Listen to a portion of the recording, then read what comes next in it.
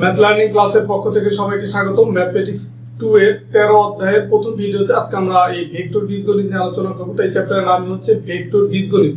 আজকের এই ভেক্টর বীজগণিত এই চ্যাপ্টারের প্রথম ভিডিওতে বেসিক্যালি আমরা এই ভেক্টর বীজগণিতটা কি এটা সম্পর্কে আলোচনা করব। পাশাপাশি এটার যোগ, বিয়োগ এবং সমতল একক ভেক্টর, দিক কোসাইন ভেক্টর কিভাবে বের করতে হয় সেটা শিখবো। তো আপনাদের এই ম্যাথমেটিক্স 2 এই বইয়ের ভেক্টর বীজগণিত সম্পর্কে 3টা চ্যাপ্টার রয়েছে, 13 অধ্যায়, 14 অধ্যায়, 15 অধ্যায়। তো 13 অধ্যায় আছে ভেক্টর বীজগণিত, 14 অধ্যায় আছে হচ্ছে ভেক্টর বীজগণিতের ডট গুণ, 15 অধ্যায় আছে ক্রস গুণ। তো আমরা সবগুলাই শিখবো।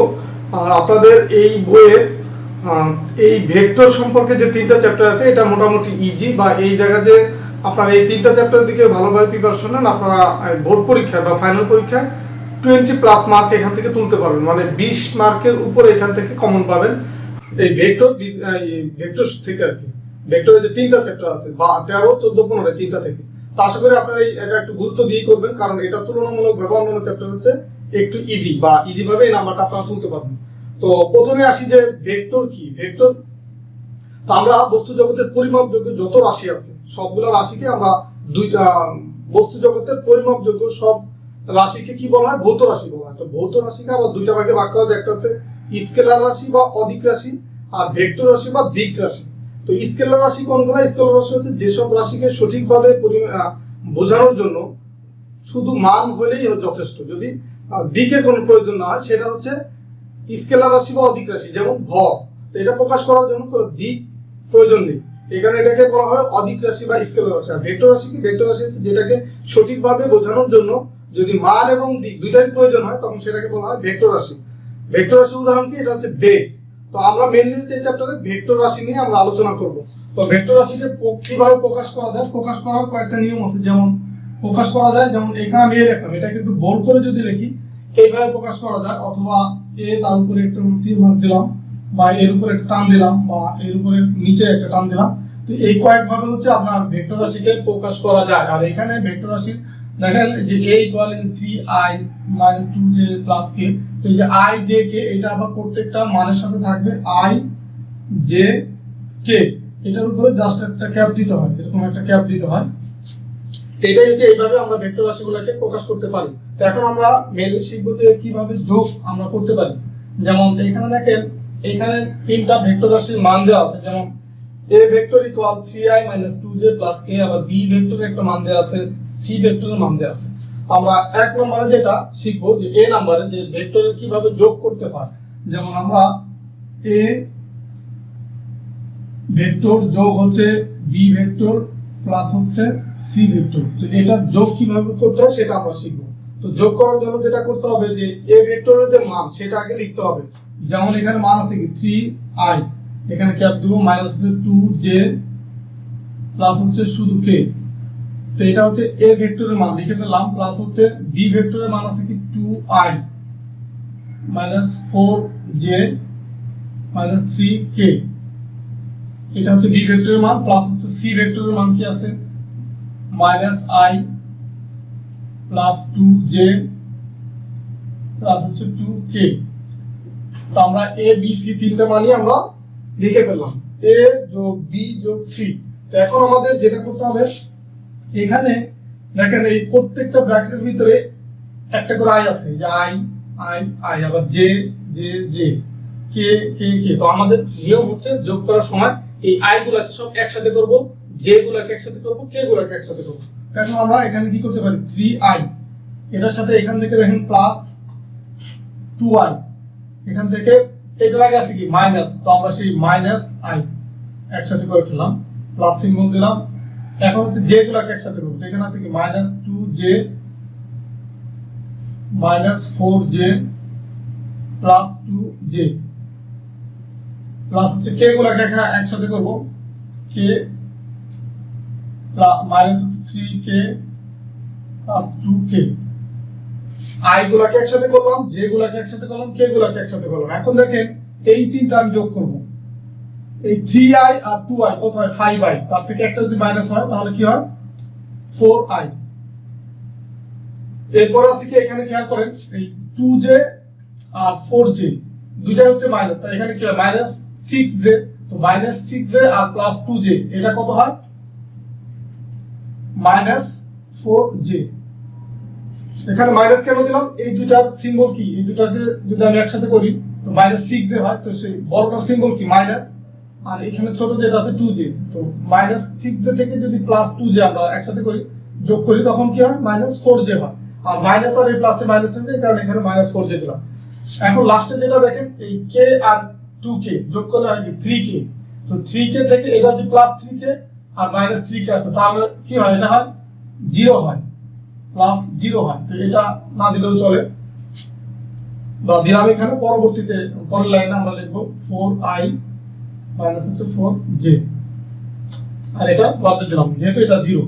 তো এটাই হচ্ছে আমরা এইভাবেই হচ্ছে আমরা যোগগুলো করতে পারি, এখানে যতগুলাই থাকে বি সি ডি যতগুলাই থাকে, আমরা নিয়ম হচ্ছে এটা যে সবগুলো আমরা মান লিখবো, দেন হচ্ছে আই গুলাকে একসাথে করব, জে গুলাকে একসাথে করব, কে গুলাকে একসাথে করব, দেন আমরা যে ভ্যালুটা পাবো যোগ বিয়োগ করার পরে এটাই হবে অ্যানসার। এরপর আমরা বি নাম্বার শিখবো। বি নাম্বারে দেখেন বিয়োগ শিখবো, পাশাপাশি এর মডুলাসটা কিভাবে বের করতে হয় সেটা শিখবো। যে দুই পাশে দেখেন দুইটা খাড়া বন্ধনী আছে, এই খাড়া বন্ধনী এটাকে বলা হয় মডুলাস। তো মডুলাসের আগে আমরা এই যে ভিতরে যেহেতু মাইনাস আছে, তো মাইনাসটা আমরা শিখে ফেলবো।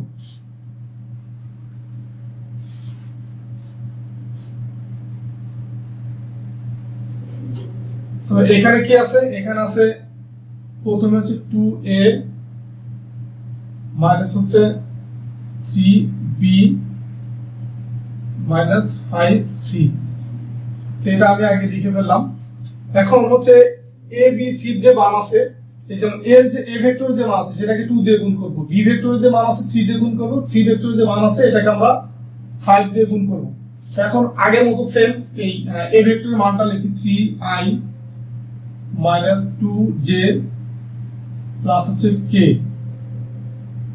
এটা ব্র্যাকেট দিলাম, এখানে 2 দিয়ে গুণ করলাম। তো এখন এই আপনাদেরকে যে i j k এগুলোর উপর অবশ্যই কিন্তু ক্যাপ দিতে হবে, ক্যাপ না দিলে কিন্তু আপনার ভুল হতে পারে বা নাম্বার কম দিবেন। এখানে এখন যে 3 b এর মানটা লিখ, b এর মান কি 2i মাইনাস হচ্ছে 4j মাইনাস 3k, এরপর হচ্ছে 5 minus i plus 2j plus হচ্ছে 2k। এখন এই যে এখানে এই 2 আছে বিধায় কিন্তু আমাকে গুণ করতে হবে, 3 আছে বিধায় বা 5 আছে বিধায় এটাকে গুণ করতে হবে, যদি এটা না থাকতো তখন কিন্তু আমার এই গুণ করার প্রয়োজন ছিল না। এখন আমি এটাকে গুণ করব, 3 দুগুণ কত 6i 2 দুগুণ 4j প্লাস হচ্ছে 2k, জাস্ট হচ্ছে 2 দিয়ে গুণ করে দিলাম, মাইনাস হচ্ছে 3 দুগুণ 6i, তো এই মাইনাস আর এই মাইনাস গুণ করলে কি হয় প্লাস 3 4 12j। আচ্ছা এটাকে আমরা মাইনাসে রাখবো, এটাকে মাইনাস দিয়ে পরে গুণ করব, কারণ এটা তো আমি ব্র্যাকেটের ভিতরে রাখছি, এখান থেকে শুধু 3 দিয়ে গুণ করছি। তো দেন হচ্ছে মাইনাস হচ্ছে এই 3 কত হয় 9k, তারপর আবার 5 দিয়ে গুণ করে দিব, মাইনাস থাকলে এখানে এই মাইনাস 5i প্লাস হচ্ছে 10j প্লাস হচ্ছে 10k। ঠিক আছে, এখন আমরা এই জাস্ট হচ্ছে এই 2 বা এখানে 3 বা 5 এগুলোতে গুণ করে দিলাম। এখন আমরা এখানে যে মাইনাস সিম্বল আছে এটাকে আমরা প্লাসে কনভার্ট করব। আমরা যোগ যখন করছি তখন কিন্তু প্রত্যেকটা মানের মাঝখানে কিন্তু যোগ সিম্বল ছিল, এখানেও যোগ ছিল, এখানেও যোগ ছিল, তো আমরা ওই সেম সিম্বল নিয়ে আসবো এখানে। সেটা আনার জন্য কি করতে হবে 4j প্লাস হচ্ছে 2k, এটা ব্র্যাকেট দিলাম, এখানে প্লাস যদি দিই এই মাইনাস যেটাকে গুণ করতে হবে, তো আমরা একবারে করব না, আপনাদের বোঝার সুবিধাতে আপনারা যখন এটা পারবেন তখন একবারে করে দিতে পারেন। তো মাইনাসে গুণ করলে কি হয় -6i, এই মাইনাস মাইনাসে প্লাস 12j মাইনাস মাইনাসে প্লাস হচ্ছে 9k, দেন আবার এখানেও সেম প্লাস রাখবো, এখানে এই মাইনাসে গুণ করে দেব, মাইনাস মাইনাসে প্লাস 5i, এই মাইনাসে প্লাস কে গুণ করলে -10j, এই মাইনাস আর এই প্লাস গুণ করলে -10k, এটা হচ্ছে 10j, এটা হচ্ছে 10k। ঠিক আছে, আমরা জাস্ট হচ্ছে এখানে যে মাইনাসটা ছিল সেই মাইনাসে গুণ করে দিলাম। এখন আমার পূর্বের যে নিয়মটা যে আমি সব i গুলোকে একসাথে করব, j গুলোকে একসাথে করব, k গুলোকে একসাথে করব। এখন আমরা এখানে কি করতে পারি 6i, এখান থেকে যে i টা আছে সেটাকে নিয়ে আসবো এখানে, মাইনাস হচ্ছে 6i, এখানে আছে কি প্লাস 5i, আইগুলোকে একসাথে নিয়ে আসলাম, প্লাস হচ্ছে এখন যেগুলোকে একসাথে রাখবো -4j, এখানে কিন্তু সিম্বল সহজ হবে, যোগ বিয়োগ যে সিম্বল আছে সেটা সহজ হবে, প্লাস হচ্ছে 12j -10j, প্লাস হচ্ছে 2k plus 9k minus 10k। ঠিক আছে, এখন এই যে এগুলো আমরা যোগ বিয়োগ করব, দেখেন এই যে -6 প্লাস 6i আর -6i, এটা 0 হয়ে যায়, কাটাকাটি চলে যায়, তাহলে এখানে থাকে কি শুধু 5i। এখানে কি হয় -4j আর -10j কত হয় 14j, 14j -14j আর প্লাস 12j, এখন কি এখানে হয় -2j। আর এখানে যদি আমরা যোগ বিয়োগ করি এই 2k আর 9k কত হয় 11k, 11k থেকে 10k যদি মাইনাস চলে যায় এখানে থাকে শুধু k থাকে। এটাই হচ্ছে আপনার, এইটুকু যদি আমরা এই বিয়োগ করি তখন এই মানটা পাবো। তো এখন আমাকে এখানে বের করতে বলছে মডুলাস। মডুলাস মানে কি, যদি আমরা এখন লিখি সুতরাং 2a - 3b মাইনাস হচ্ছে 5c, এটা হচ্ছে মডুলাস ইকুয়াল কি হবে, এই যে এখানে যে মানটা পাইছি 5i - 2j প্লাস হচ্ছে k, এটা মডুলাস দিলাম। এটা নিয়ম হচ্ছে এখানে i j আর k এর যে সহগটা আছে সেটার স্কয়ার এবং রুট দিতে হবে উপরে, এরকম দেখেন 5 স্কয়ার, এখানে আছে কি j এর সহগ আছে কি মাইনাস, আচ্ছা এটা আমি একটু প্লাস দিয়ে, এখন এই j এর যে সহগ আছে সেটা থেকে -2 স্কয়ার, দেন হচ্ছে +1 স্কয়ার, এটা ব্র্যাকেট। আচ্ছা যেহেতু শুধু প্লাস যদি থাকে এটা ব্র্যাকেট না দিলেও কিন্তু চলে। তো এখন আমরা কি করব, 5 5 25 আর এই মাইনাসের স্কয়ার করলে প্লাস হয়ে যায়, 2 2 গুণে 4 যোগ হচ্ছে 1, তার মানে এখানে হয় 30 রুট। এটা হচ্ছে এই মডুলাসের মান। যদি আপনাকে এইভাবে বের করতে বলে যে এই এটা ইকুয়াল কত, আমরা এই যে মডুলাসের মানটা পেয়ে গেলাম, এটাই হবে এই বি নম্বরের অ্যানসার। এই বি নম্বর দেখেন, এই অ্যানসার বের করার জন্য আপনাকে কিন্তু এটা এই যে আগে কিন্তু যোগ বিয়োগ যেটা থাকবে সেটা করে নিতে হবে, দেন হচ্ছে এটা মডুলাস করতে হবে। এখন যদি আমরা সিঙ্গেল একটার যদি মডুলাস করি, যেমন এর যে মানটা আছে এটা যদি আমরা মডুলাস করি তখন কি হবে, তখন দেখেন এটার যে আই যে মান আছে 3 স্কয়ার প্লাস হচ্ছে -2 স্কয়ার প্লাস হচ্ছে 1 স্কয়ার, 9 প্লাস 4 প্লাস 1, তার মানে কত হয় 9 × 10 14 এরকম হবে। তো আপনারা এইভাবে যে কোনো একটা ভেক্টরের মডুলাস আপনারা সহজে বের করতে পারবেন। এখন আমরা 3 নাম্বার বা সি নাম্বারে যেটা আছে সেটা বের করি, যে এটা সমান্তরাল একক ভেক্টর কিভাবে বের করব। আচ্ছা দেখুন, এখন আমরা এই যে 3 নাম্বার যে সি নাম্বার আছে সমান্তরাল একক ভেক্টর বের করা শিখবো। তো সমান্তরাল একক ভেক্টর কিভাবে বের করতে হয়, তো যদি আপনার কোশ্চেনটা এরকম থাকে যে এই বি নাম্বারের মান দিয়ে আপনাদেরকে বোঝাচ্ছি, যদি থাকে যে 2a হচ্ছে 3b হচ্ছে 5c, এটা সমান্তরাল একক ভেক্টর যদি বের করতে বলে তো আমরা লিখব যে এত এর সমান্তরাল একক ভেক্টর ইকুয়াল। তো সমান্তরাল একক ভেক্টর বের করার নিয়ম হচ্ছে আপনার এটা যোগ বিয়োগ করলে যে মানটা পাবো সেটাকে আমরা এটা মডুলাস দিয়ে ভাগ করব।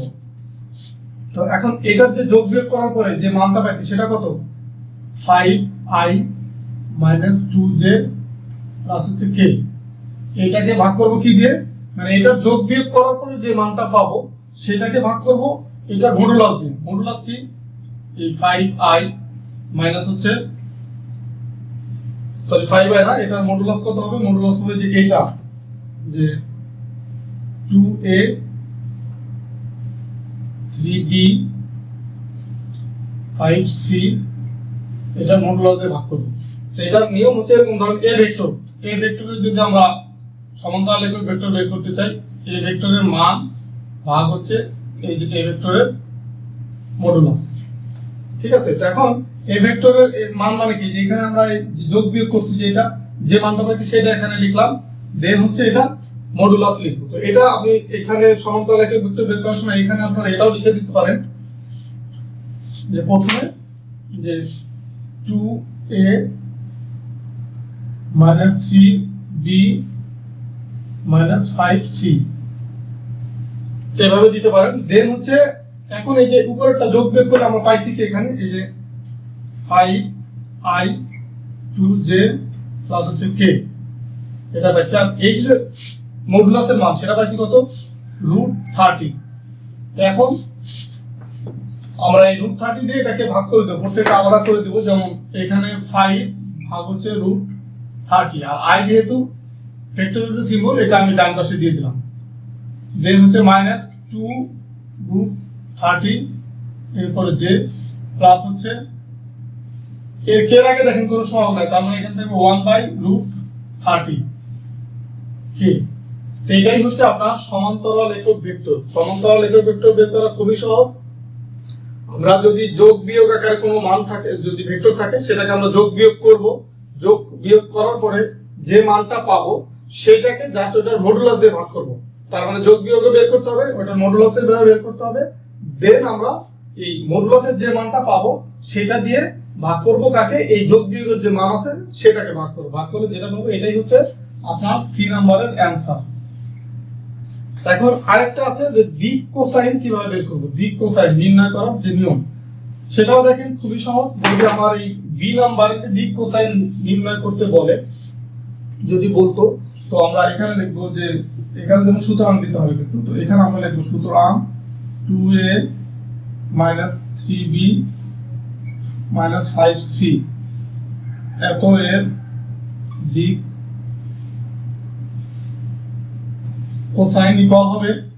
দিক কোসাইন ইকুয়াল কি হবে? দিক কোসাইন হবে এই যে যোগ বিয়োগ করার পর আমরা যে মানটা পাইছিলাম, যে এই মানটা পাইছি না এইখানে, এই সরি এই মানটা না, আমি এই মানটা পাইছি যোগ বিয়োগ করার পরে এই মানটা পাইছি, এটা হচ্ছে যোগ বিয়োগ করার পরে।